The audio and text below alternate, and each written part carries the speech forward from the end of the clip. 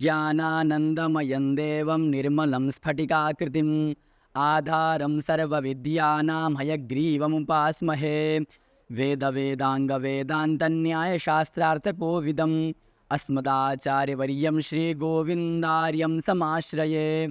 अज्ञानतिमिरान्धस्य ज्ञानाञ्जनशलाकया चक्षुरुन्मीलितं येन तस्मै श्रीगुरवे नमः। निधाय हृदि विश्वेशं विधाय गुरुवन्दनं बालानां सुखबोधाय क्रियते तर्कसङ्ग्रहः। श्रीगणेशं नमस्कृत्य पार्वतीशङ्करं परं मया चन्द्रसिंहेन क्रियते पदकृत्यकम्। श्रीगणेशं नमस्कृत्य पार्वतीशङ्करं परं मया चन्द्रसिंहेन क्रियते पदकृत्यकम्। नमस्संस्कृताय नमः सर्वेभ्यः। आप सभी का इस संस्कृत वल्ली यूट्यूब चैनल पर हार्दिक स्वागत करता हूं।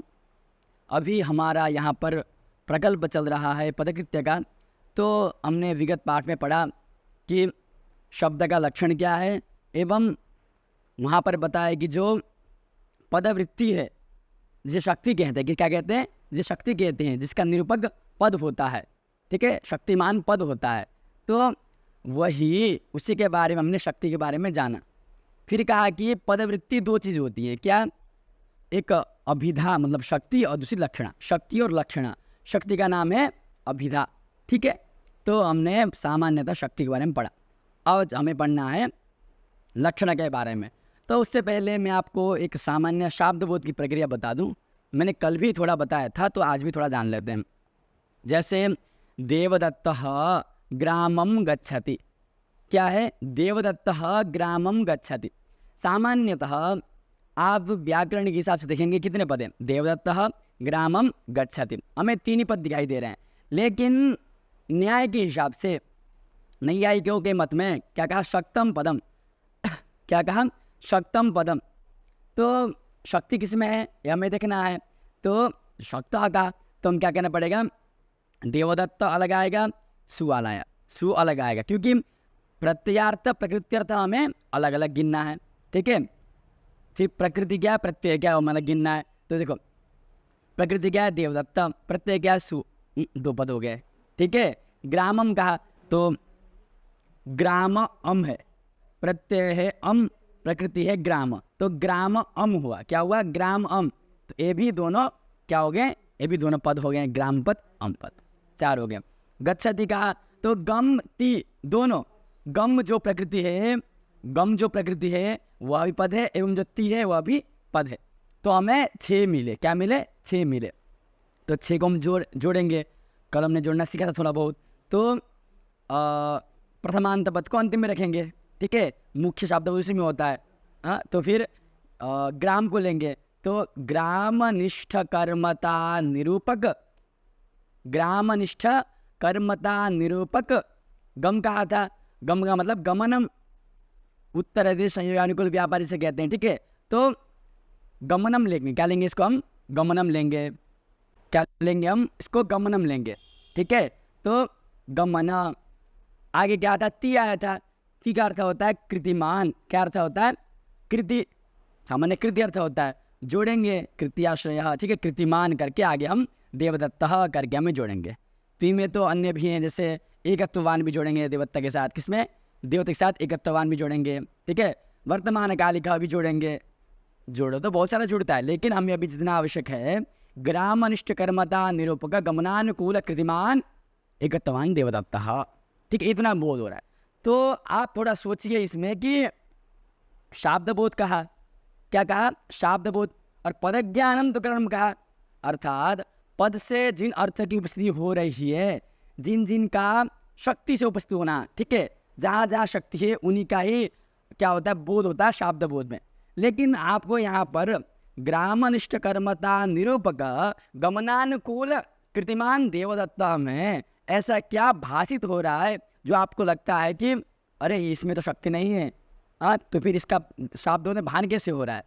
तो आपको बता दें, इसमें है जो हमने कहा संबंध, क्या है इसमें, संबंध, जो आपने अनुकूलत्वम जो जोड़ा है ना, आपने क्या जोड़ा, अनुकूलत्वम जोड़ा है, वो संबंध तो संबंध में शक्ति है ही नहीं, संबंध में शक्ति है, संबंध में शक्ति सामान्यतः नहीं है। यद्यपि संबंध में शक्ति है या नहीं, ठीक, अन्वितेय शक्ति करके यहाँ पर अनेक दर्शनों का अनेक मत हैं, तो सामान्यतः हम क्या कहते हैं, संबंध में शक्ति मानने की जरूरत नहीं है। संसर्ग मर्यादया भासते बोलते, ठीक है, अर्थात आकांक्षा। संसर्ग मर्यादा माने आकांक्षा, ठीक है, आकांक्षा तद भासते, तो आकांक्षा के द्वारा उसको समझा जाता है, उसका बोध होता है, ठीक है। यदि कोई पूछे कि यहाँ पर शक्ति नहीं है फिर भी बोध कैसे हो गया, तो क्या कहते हैं, आकांक्षा के द्वारा उसका भान हमें अवश्य हो जाता है, ठीक है, ये सामान्य वाक्य। तो फिर कहा ठीक है, शक्ति पदवृत्ति शक्ति कहा और पदवृत्ति लक्षणा भी कहा। कल क्या कहा, पदवृत्ति लक्षणा भी कहा। तो देखते हैं पदवृत्ति लक्षणा, ठीक है। तो शक्य संबंध लक्षणा क्या कहा, शक्य संबंध लक्षणा अर्थात शक्ति कहाँ पर है, ठीक है, शक्ति कहाँ पर है, पदार्थ क्या है, शक्ति मतलब पद के द्वारा जिस पदार्थ का बोध हो रहा है, वाच्य के द्वारा वाच्यार्थ का जो बोध हो रहा है, वाच्यार्थ का संबंध यदि हो तो उसमें लक्षणा होती है। जैसे गंगायाम घोष, सामान्य के लिए गंगायाम घोष, तो गंगायाम घोष में गंगा लिया, गंगा माने क्या, जल प्रवाह, क्या क्या प्रवाह, प्रवाह माने क्या क्या, तो यहाँ पे सामान्य ले लो, भगीरथ रथ खाता वच्छिन्न, जल प्रवाह से भी लिखा लिखते हैं, एक नई एक भाषा है, भगीरथ रथ खाता वच्छिन्न, क्या लिखते हैं, भगीरथ रथ खाता वच्छिन्न। तो ऐसा देश जहाँ पर भगीरथ ने जब अपना रथ चलाए तब वहाँ जो घंटे बने वहाँ पर प्रवाह करने वाले, ठीक है, तो इसको प्रवाह कहते हैं सामान्यतः। तो हमें क्या बोध होता है, गंगायाम घोष कहने से सामान्य यदि हम अभिधा समझेंगे तो गंगा में घर है, क्या लेंगे, गंगा में घर है, तो गंगा में घर तो हो नहीं सकता, लेकिन यहाँ पर शक्ति किस में है, शक्ति प्रवाह में शक्ति जा रही है, लेकिन हमें क्या लेना, तीर में समझना है, गंगा तीरे घोष। तो यहाँ पर किसका संबंध, प्रवाह का संबंध हम किस में लेंगे, तीर में लेंगे, किस में लेंगे, हम तीर में लेंगे, तो तीर में लेने से हमारा बहुत सफल हो जाएगा, ठीक है। वही कह रहे हैं कि शक्य संबंध लक्षणा साच त्रिधा, वह लक्षणा 3 प्रकार की होती है, जहत अजहत जल अजहत भेदात, क्या, जल लक्षणा अजहत लक्षणा जहत अजहत लक्षणा, ठीक है, ठीक है। जहति स्वार्थम इति जहत, ठीक है, न जहति स्वार्थम अजहत, जहति च अजहति च, ठीक है, स्वार्थम जहत अजहत सामान्यतः लक्षण में समझ में आता है, सामान्य पढ़ेंगे। वर्तते च गंगायाम घोष इत्यत्र गंगापद शक्य प्रवाह संबंध तीरे, ठीक है, जो पहले कहा जहत, तो यहाँ पर इसने जो अपना शक्यार्थ उसको छोड़ दिया, किसको, जब शक्य जो था उसको सीधा छोड़ दिया, गंगा को प्रवाह को यहाँ पर उसने छोड़ दिया, किसको पकड़ा, सीधा करके तीर को पकड़ा, ठीक है, तो है जहत, स्वार्थ को छोड़ दिया। अब कह रहे हैं कि लक्षणा बीजम तात्पर्यानुपत्ति ही, देखो अनुपत्ति भी कहते हैं, ठीक है, तात्पर्यानुपत्ति है, क्या लक्षण का बीज क्या है, हमें लक्षणा कहाँ पर करनी चाहिए, ठीक है, क्या हम हर जगह लक्षणा करेंगे, अथवा जहाँ पर तात्पर्य की उपपत्ति नहीं हो रही है वहाँ पर हम लक्षणा करेंगे, ठीक है, लक्षणा हम कहाँ करेंगे, तो देखो यदि कोई कहता है गंगायाम मत्स्य, क्या कहता है, गंगायाम मत्स्य, तो यहाँ पर हमें लक्षणा करना होगा क्या, बोले नहीं, हमें शब्द को देख के लक्षणा नहीं करना है कि गंगा पद बोल दिया तो उसमें लक्षणा होगा, तीर पद बोल दिया उसमें अभिधा होगा, ऐसा हमें नहीं करना है। हमें प्रकरण को देखते हुए यदि हमारे तात्पर्य है, तात्पर्य की सिद्धि नहीं हो रही है, उपपत्ति नहीं हो रही, तो अनुपपत्ति हो रही है, तो वहीं पर हमें लक्षणा करना चाहिए। क्योंकि देखो क्या करना है, गंगायाम घोष बोला, घोष माने जो चरवाहा होते हैं उनका गाँव, ठीक है, उनका गाँव, तो उनका जो गाँव है वो कहाँ नहीं हो सकता है, प्रवाह में तो नहीं हो सकता ना, तीर में ही होगा, तो तात्पर्य की अनुपत्ति हो रही है, अतः हमने यहाँ पर लक्षणा किया, ठीक है, लक्षणा में इस जगह करनी चाहिए, ठीक है। अतः एवं प्रवाह घोष तात्पर्य अनुपत्ति है, इसलिए प्रवाह में घोष तात्पर्य की उपपत्ति नहीं हो रही थी, तो हो ही नहीं सकती, बाहर चले जाएगा, है तीरे लक्षणा सेत से थी, इसलिए तीर लक्षणा में करना पड़ेगा, वहीं पर लक्षणा सिद्ध है।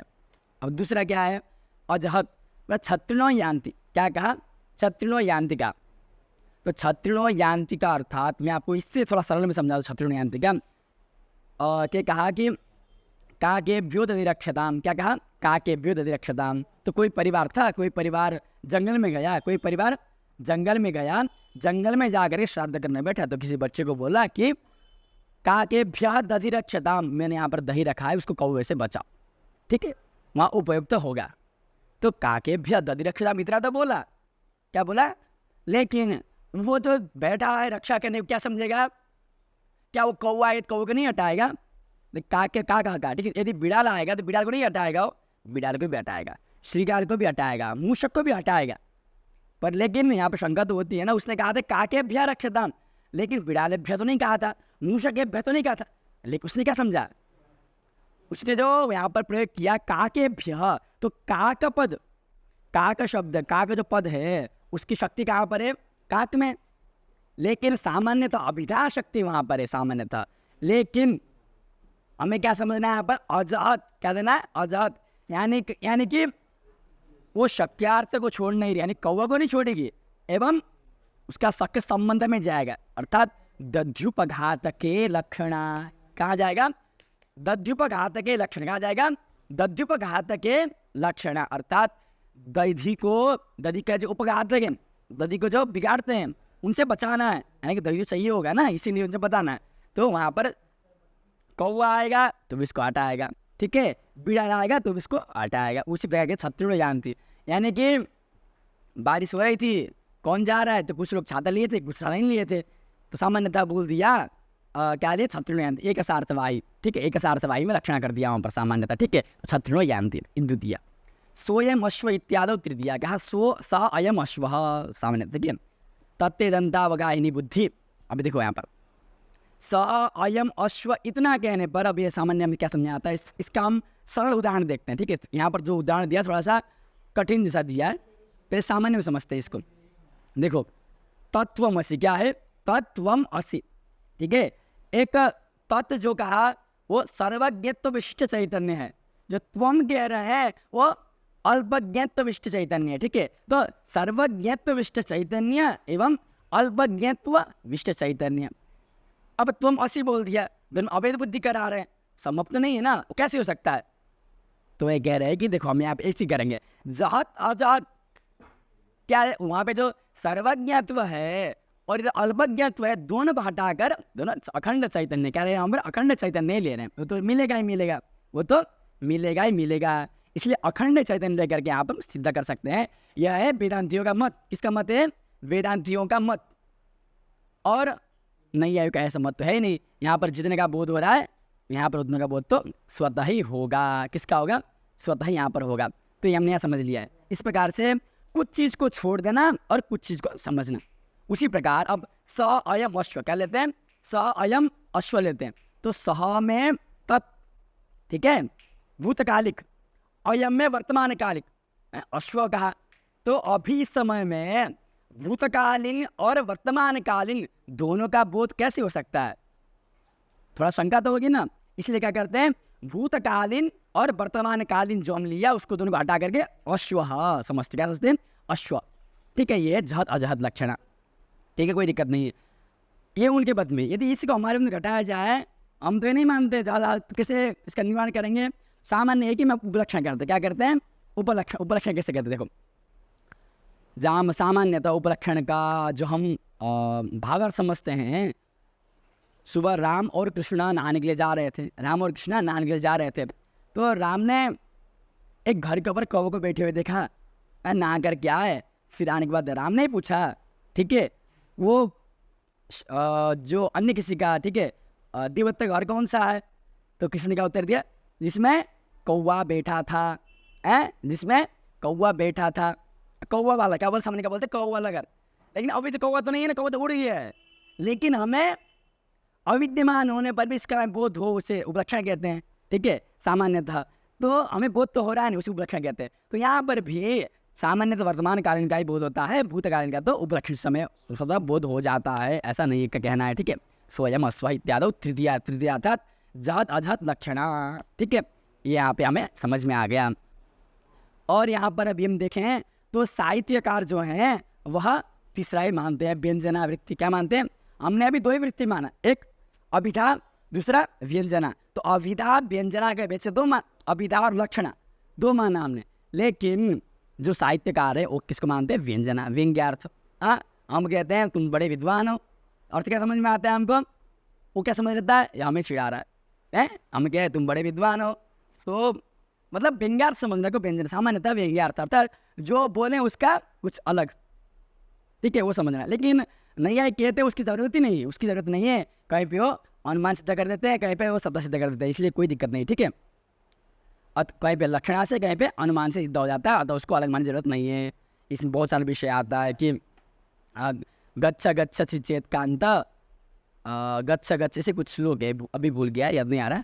गच्छ गच्छ चेत कांत पंथान संतु ते शिवाः ममापि जन्म तत्रैव भूयाद यत्र गतो भवन। हाँ, याद आ गया, ठीक है। गच्छ गच्छ चेत कांत, देखो एक प्रेमी प्रेमिका दो हैं, ठीक है। तो अब जो प्रेमी है वह प्रेमी उस गांव को छोड़ के जा रहा है। कहाँ? उस गांव को छोड़ के जा रहा है। तो प्रेयसी ने पत्र लिखा, क्या लिखा? गच्छ गच्छ चेत कांत पंथान संतु ते शिवा। हे प्रिय, तुम जा रहे हो तो तुम जाओ, तुम्हारा मार्ग मंगलमय हो, तुम्हारी यात्रा मंगलमय हो, लेकिन मैं भगवान से प्रार्थना करती हूँ कि तुम जहाँ गए हो वहीं पर मेरा जन्म हो जाए। अर्थात थोड़ा सोचने वाली बात इसमें है कि अभी तो समवयस्क है ना, अभी इसको मृत्यु होने वाली नहीं है, लेकिन वो ऐसा क्यों कह रही है कि तुम जहाँ जाओगे वहाँ पर मेरा जन्म हो। अर्थात तुम अभी जाओगे तो मैं तुम्हारे वियोग के कारण जी नहीं पाऊंगी, मेरी मृत्यु स्वतः हो, तुरंत हो जाएगी, और मरने के बाद फिर दोबारा जन्म मिले तो मेरा जन्म वहीं पे मिले जहाँ तुम गए हो। अर्थात जो इस प्रकार की जो व्याख्या आती है उसको हम भिन्नावृत्ति में लेते हैं। किस में लेते हैं? भिन्ना में लेते हैं। लेकिन नहीं, एक लोग इसको क्या करते हैं? अनुमान से यम क्या बोलते हैं, मद वियोगोत्तर, इस प्रकार का अनुमान करके इसके बारे में हम दीपिका में पढ़ सकते हैं। दीपिका में है, ठीक है। अभी यहाँ पर लंबा नहीं खींचेंगे, नहीं तो फिर जो प्रथम वार्षिक जो लोग हैं उनको फिर अजीब सा लगेगा, ठीक है, कठिन सा लगेगा। तो इसको हम जब दीपिका पढ़ेंगे तो उसमें ही इसके बारे में चर्चा करेंगे, ठीक है। तो इसको ठीक है। तो स्वयं तृतीया, ये 3 प्रकार के लक्षण यहाँ पर आज हमने पढ़ा। व्यंजना का यहाँ पर कोई गणना नहीं, ठीक है। सामान्य से गौणी भी आती है, बहुत सारे आती, तो इसमें आप यहाँ पे पदकृत्य में भी कुछ नहीं दिया है, तो उसको हम यहाँ पर चर्चा नहीं करेंगे, ठीक है। तो आज के लिए इतना ही। आशा करता हूँ यह पाठ आप सभी को समझ में आया होगा। ओम पूर्णमदः पूर्णमिदं पूर्णात् पूर्णमुदच्यते पूर्णस्य पूर्णमादाय पूर्णमेवावशिष्यते। ओम शांति शांति शांति। नमः संस्कृताय, नमः सर्वेभ्यः।